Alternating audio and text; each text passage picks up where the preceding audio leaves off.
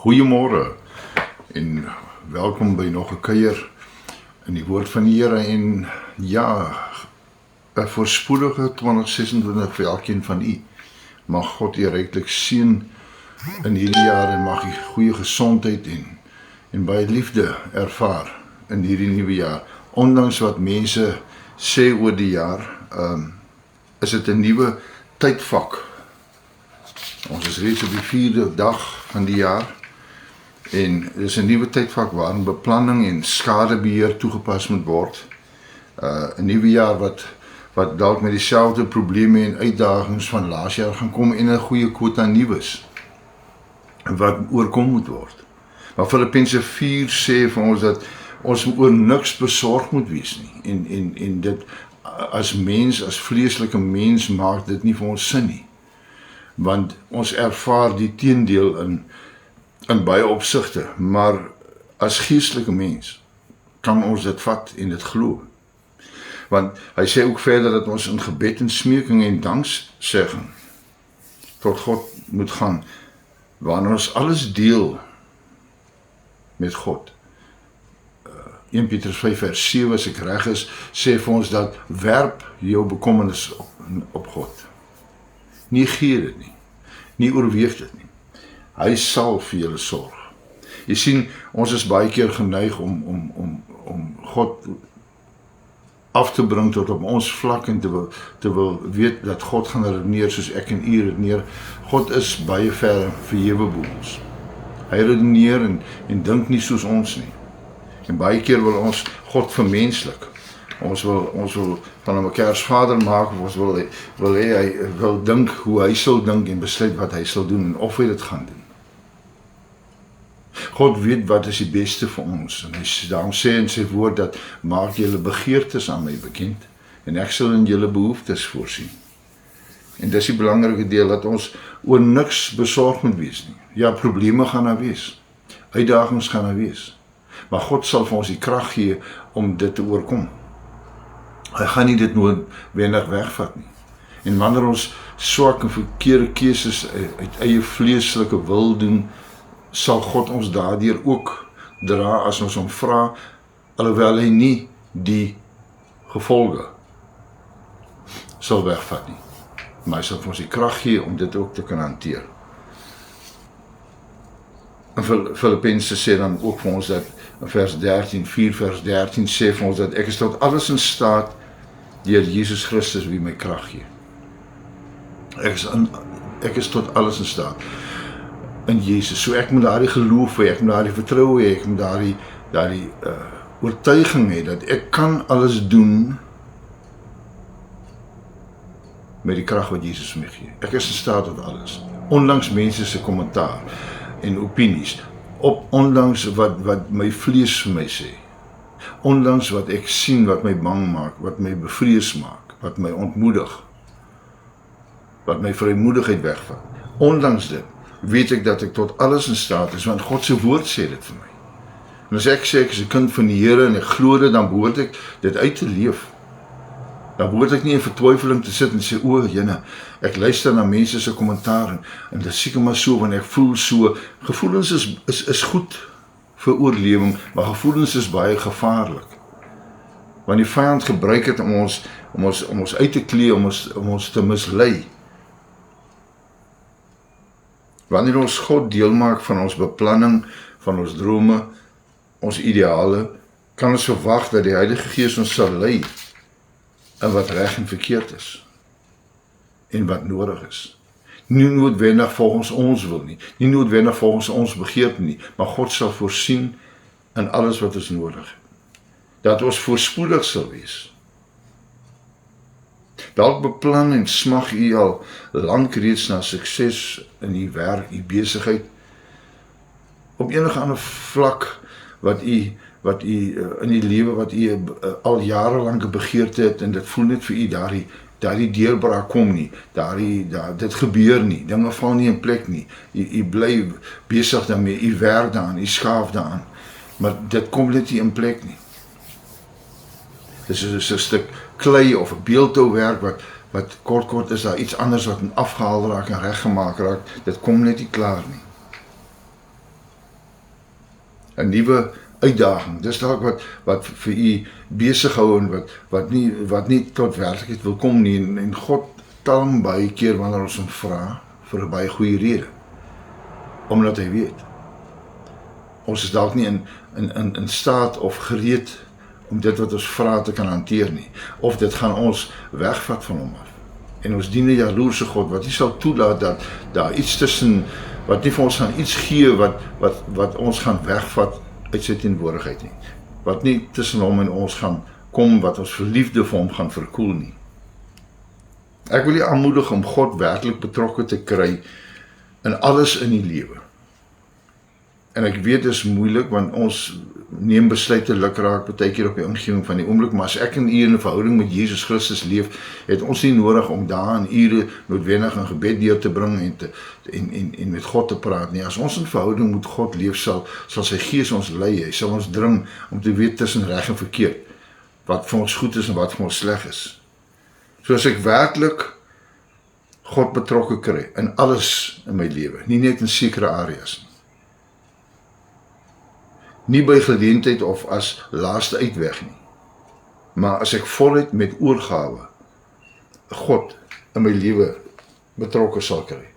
Dan sê Filippense 4 vers 19 en 20 vir my, en my God sal elke behoefte van julle vervul na sy rykdom in die heerlikheid deur Jesus Christus. Aan ons Vader en God die heerlikheid tot in alle ewigheid. Amen. Jesus sê, alles wat julle in my naam vra, sal ek vir julle gee. Johannes 14, 15 en 16. As Jesus dit dan self gesê het, dan is dit mos so. As ek en u dit nie ervaar nie, dan is daar ergens 'n foutjie. Dan is daar iets wat nie in plek is nie. Dan is daar iets wat reg gekry of afgelê moet word. Nie noodwendig sonde nie, dis baie keer 'n gewoonte, 'n leefwyse. Ons geloof. Waarna ons moet kyk. Noag het 'n opdrag van God gekry om 'n ark te bou. Dit het jare gevat. Miskien as dit ek en u was, sou ons al lank moed opgegee het gesê, nee, wat hierdie storie gaan nie werk nie. Dit lyk nie, want daar's mense wat verbygeloop het en hom bespot het en hom belaglik laat voel het en hom veroordeel het en gesê wat jy's mal en wat gesê het nee, dit is nie so nie. En ek dink ek en u het al ergens of is tans besig om dit te ervaar in ons lewe, dat mense ons bespot, dat mense dink wat ons doen belaglik is, wat neersien en neerkyk op wie ons is en wat ons doen. En dit is wat Noag ervaar het en ek dink daar was baie rede vir hom om moed op te gee. Hy het nie net 'n week, 'n maand nie, hy het jare lank gebou in die ark, getrou gebly aan God se opdrag. Wat is God se opdrag vir my en u? As u vanmôre vir my sê, ek weet nog nie Gerard, wat is God se opdrag vir my in hierdie oggend nie, dan wil ek vir sê, dan moet u tyd maak en gaan stil raak en vir God sê, God, wat wil u hê moet ek doen in hierdie lewe? Ongeag my werk, my beroep, my besigheid, wat te verskil wil u hê, in watter area wil u hê moet ek 'n verskil maak? Jy sien, God het ons nie net hier gesit om 'n ingenieur te wees, 'n dokter te wees of maar net 'n werker te wees nie.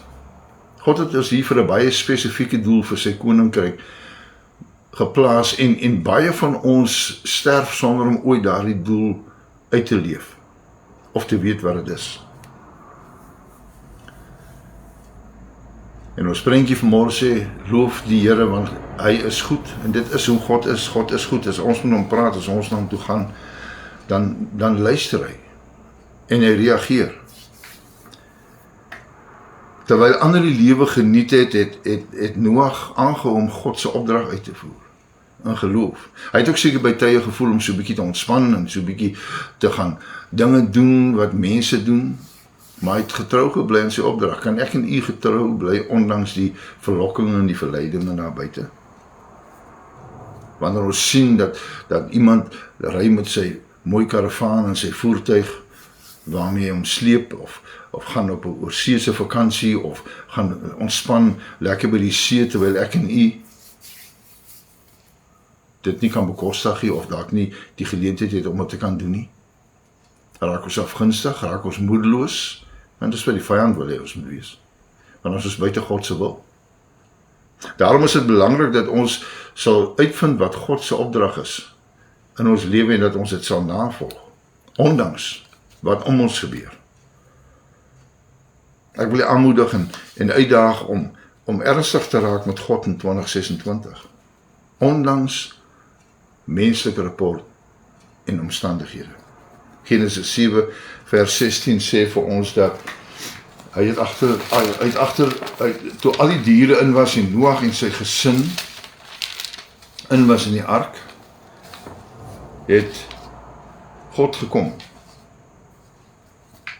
Vers 16, en die wat ingegaan het gegaan as mannetjie en wyfie van alle vlees, soos God hom, dus Noag, beveel het. En die Here het agter hom toegesluit. Sommige vertalings sê dat die Here die deur toegemaak en verseël, wat heeltemal sin maak. En jy weet, dit is belangrik dat ons volgens God se opdrag, se bevel sal leef. En die lewe miskien wat ek en u vandag lei of navolg, is nie noodwendig God se idee vir ons nie. Of ons versuim om te doen wat God wil hê, boonbehalwe dit wat ons doen, om te oorleef. Ons het dalk so vasgevang geword in voorspoed en status dat ons vergeet het om uit te vind wat God se doel is.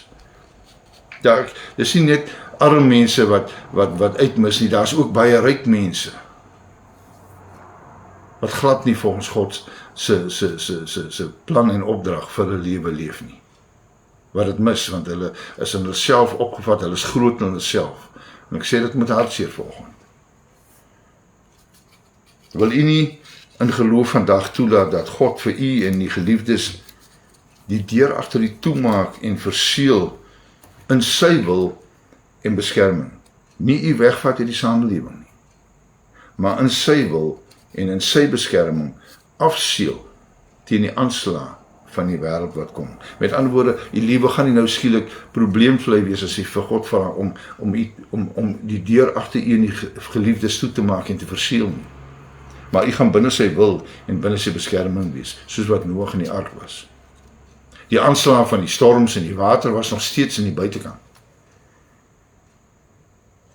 En dis hoe dit met my en u kan wees, wanneer ons vra dat God die deur agter ons sal seël, sodat ons afgeseël is van die gevare daar buite. Dat ons kan leef volgens God se wil. Nie my wil nie, maar God se wil. My gebed is in hierdie dag dat u mag wysheid en geduld ontvang en langmoedigheid om hierdie opdrag wat God op my en u lewe het uit te vind en na te streef. En te leef soos Noag wat 'n man na God se hart was. Om te leef ondanks wat die samelewing dikteer, ondanks die vrese, ondanks die misleidings, dat ons sal leef en God se opdrag sal uitleef. Mag u en die geliefdes 'n geseënde, werklik geseënde 2026 hê, ondanks enige negatiewe rapporte wat mense maak. Mag u God se aangesig oor u sien skyn en sy teenwoordigheid in u lewe ervaar.